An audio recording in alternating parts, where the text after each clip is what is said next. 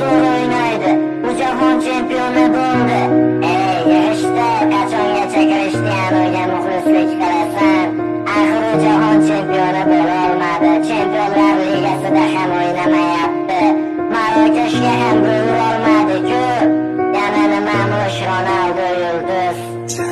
Futbolni ermak uchun o'ynamagan Krishtianu, ko'plab yulduzlaring sindi lekin sinmadi Ronaldo. Balki sen Messiga muxlisdan olmaysan, boshqasini uni qirol deya atab oldin to'pini sanarsan. Ammo qilgan harakating ketadi bil besamar. Ronaldo bo'lmaganda yulduz bo'larmish Benzema. G'iybatin qilib charchashmadi Portugal o'g'lonini, Messiga fanat deyishar Ronaldoning o'g'lini. Har daqiqa har soniyada to'xtamadi, yugurishdan kibrga bo'lmadi do'st, nochorlarga berdi yordam. Ronaldoni yomon deding, kulganing rost ustidan. Unda nega yaxshiliklarini chiqarding?